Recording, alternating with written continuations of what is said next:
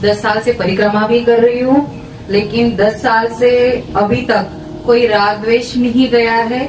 अंतर्मुख कैसे हुआ जाए, ये हाँ, आप देखो बहुत सुंदर बात कही। आप 10 साल से परिक्रमा या 10 साल से नाम जप कर रहे हैं। इसमें थोड़ी सी त्रुटि यह है कि आप अंदर से चिंतन नहीं बदल पा रहे।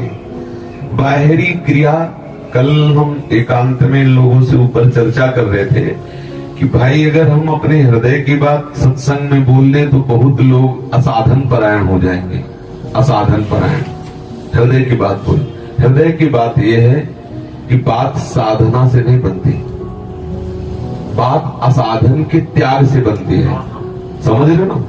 और हम लोग बाहरी साधना तो कर रहे हैं, लेकिन असाधन बना हुआ है। जो सखी बोल रहे वो उसी की स्थिति नहीं, प्राय अपने लोग सब इसी लाइन में खड़े हैं। असाधन क्या सबसे बड़ी चीज, बहुत सूक्ष्मता का विषय है। ये हम कभी पर्सनल जनों में बात करते हैं। हम बाहरी परिक्रमा लगा रहे हैं, बहुत सुंदर बात कही है, परिक्रमा लगा रहे हैं।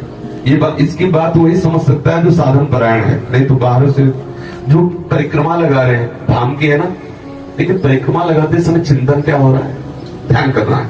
हम नाम जप कर रहे हैं, हमारे अंदर सुख की लालसा कहाँ है? दोनों बातें, बाहरी क्रियाएं भागवतिक हो रही, लेकिन आंतरिक जो चिंतन है वो असाधन परायण है। इसलिए कई जन्म बीत जाते हैं, भगवदानंद का अनुभव नहीं होता। और आपसे सच्ची कहते रहे, आप पड़े रहो, केवल अंदर का असाधन छोड़ दो और आप सच्चिदानंद रस में डूब जाओगे, क्योंकि हमारा स्वरूप ही है भगवदानंद। ईश्वरंस जीव विनाशी, चेतन अमल सहज सुख राशि। इसीलिए साधु संग की महिमा है कि वो सीधे अंदर के सिस्टम को बदलता है। साधु संग ये कोई वो नहीं कि छू जाओ बदल गया, ऐसा नहीं। सत्संग सुनते हुए हम आंतरिक जो हमारा विषय चिंतन बनता है, जो देह चिंतन बनता है, जब तक हम इस पांच भौतिक पिंड को अपना मैं मानते रहेंगे, तब तक इंद्रियजन्य सुख की लालसा अंदर बनी रहेगी। जब तक इंद्रियजन्य सुख की लालसा है, तब तक भगवदानंद का अनुभव नहीं हो सकता। भोगेश्वर प्रसक्तानाम तया बृहत चेतसाम व्यवसायत्मिका बुद्धि समाधो न विधीयते। भगवान श्री कृष्ण चंद्र जी कहते। अब हमें जब देख लिया कि बाहरी साधन भागवतिक और आंतरिक आश्रय, आंतरिक चिंतन, आंतरिक मांग विषय, तो देखो भगवदानंद का अनुभव नहीं हो। और बाहरी क्रियाएं संसारिक, आंतरिक आश्रय भागवतिक, आंतरिक आश्रय भगवत चिंतन से युक्त और आंतरिक आनंद भगवान के चरणारविंद का, गृहस्थी के संसारिक कार्य करते हुए भी उस समाधि को प्राप्त हो जाएगा। ये आंतरिक बात है। हम अब क्या करें? अब अंदर के चिंतन को बदलें। सत्संग के द्वारा पहले निश्चय करें कि शरीर और संसार ये परिवर्तनशील, झूठा, ये जादू का तमाशा है, ये मैं नहीं। अब मेरे अंदर जो इंद्रियजन्य सुखों की आकांक्षा होती है, उस वेग को हम सह जाएं। यम ही न व्यथयन्ते ते पुरुषम पुरुषर्षभ सम दुखा सुखाधीरम स्वअमृतत्वाय कल्पते। अब हमारे मन का जो प्रवाह है वो जगत की तरफ है, भोगों की तरफ। किसी प्रवाह को बदल देना बहुत कठिन बात होती है। एक धारा जा रही है और आप सीधे उस धारा को रोक दे, ऐसा कैसे हो सकता है? अगर कोई बहुत प्रबल धारा है तो उसे छोटी छोटी नहरों में बांट दे।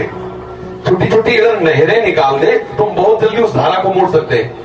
एक धारा ये मोड़ दी, एक धारा ये मोड़ दी, एक धारा ये मोड़, अब नहरें बांध निकाल के और हम बिल्कुल ठीक वहां मोड़ कर सकते, बिल्कुल बांध कर सकते हैं। और अगर हम सीधे उस प्रवाह को रोकना चाहें तो बड़ा मुश्किल है। तो अब हमारी 5 ज्ञानेंद्रियों के द्वारा मन का प्रवाह जगत की ओर, मना कष्टानेन्द्रियाणि प्रकृति स्थानी कर्षति। अच्छा, अब श्रवणेन्द्रिय जा रही संगीत आदि सुंदर सुंदर शब्द सुनने के लिए, नेत्रेंद्रिय जा रही सुंदर रूप देखने के लिए, हमारी रसेंद्रिय अच्छे अच्छे स्वादिष्ट पदार्थ, त्वगेंद्रिय स्पर्श सुख के लिए लालायित है, घ्राणेन्द्रिय सुगंध के लिए लालायित। अब हम नहरें निकालें। अब श्रवणेन्द्रिय को पहले फांसो प्रभु की चर्चा सुनाने में। श्रवण फुटो जो हम सुनो श्री राधा। नियम ले लो कि श्रवणेन्द्रिय से हम किसी की निंदा नहीं सुनेंगे। कोई डायरी में नोट कर लिए, अगर ये बातें अगर वो परमार्थिक ना बन जाए तो हमें बतावे। श्रवणेन्द्रिय से हम किसी की निंदा नहीं सुनेंगे, श्रवणेन्द्रिय में हम पर चर्चा नहीं जाने देंगे, केवल सुनेंगे तो भगवत चर्चा। हमने एक साधक को देखा था और रुई ठासे थे, तो हमने सोचा कोई परेशानी क्या? बोले नहीं, अब हमारी इतनी सामर्थ्य तो है नहीं कि हम अपने इंद्रिय को अंतर्मुख कर सके, तो जब भगवत चर्चा सुनी इसके बाद हम कान में लगा लेते हैं, हम सुनते हैं, हम नाम अंदर जपते हैं और धीरे धीरे, और अब वो अभ्यास हो गया कि वो रुई नहीं लगाते, क्योंकि वो अभ्यास बन गया ना। हम श्रवणेन्द्रिय को बाहरी चर्चा न सुनावे तो ये श्रवणेन्द्रिय का प्रवाह जो जगत की तरफ था वो प्रभु की तरफ हो जाएगा।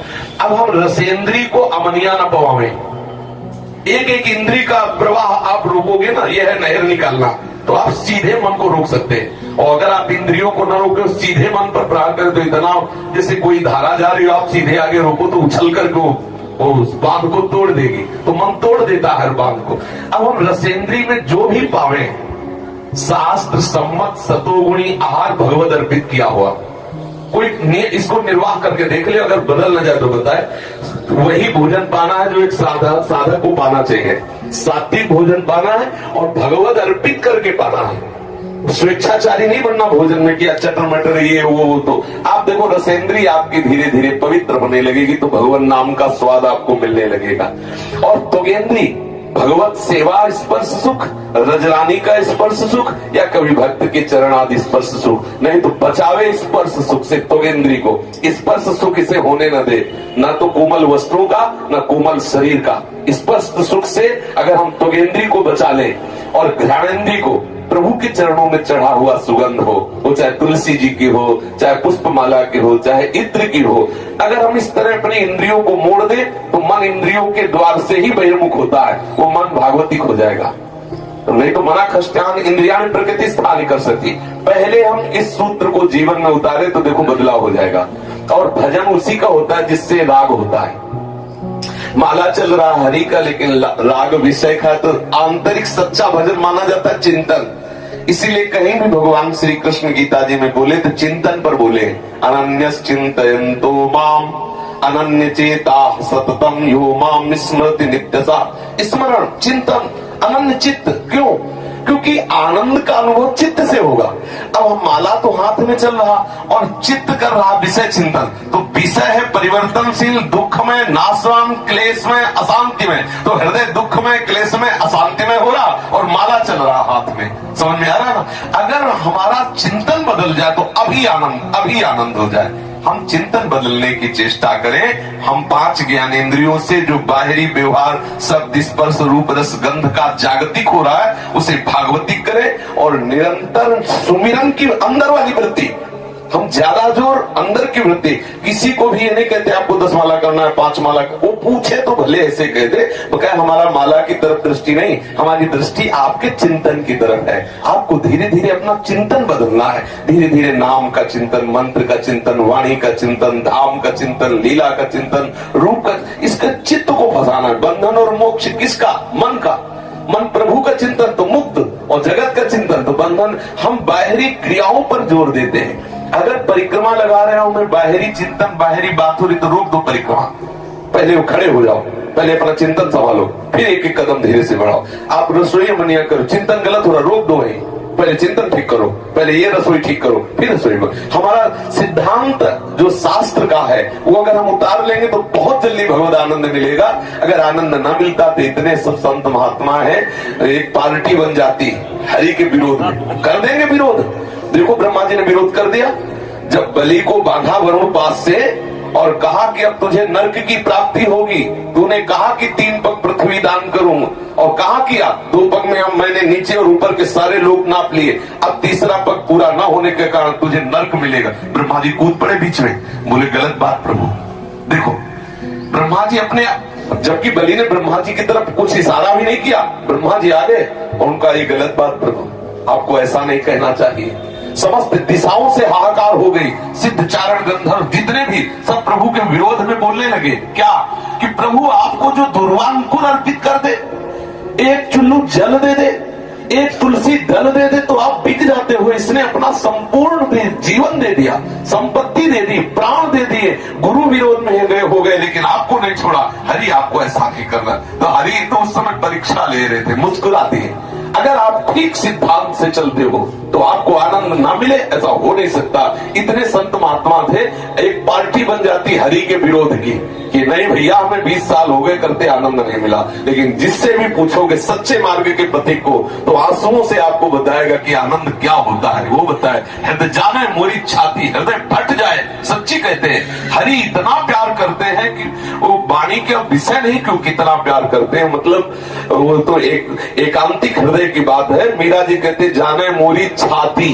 बाहरी बात तो तुम देख सकते हो कि मीरा जी को जहर पिलाया गया, मीरा जी के साथ ऐसा वैसा, लेकिन मीरा जी को कितना गिरधर सुख देते हैं ये जाने मोरी छाती। मीरा जी कहती मेरा हृदय जानता है। इसलिए आंतरिक वृत्ति का चिंतन सुधारा जाए, सत्संग सुना जाए, उसका मनन किया जाए और शब्द स्पर्श रूप रस गंध जो जागतिक है उन्हें भागवतिक किया जाए तो हमारा मन पवित्र होकर श्री जी के चरणों में लग जाएगा।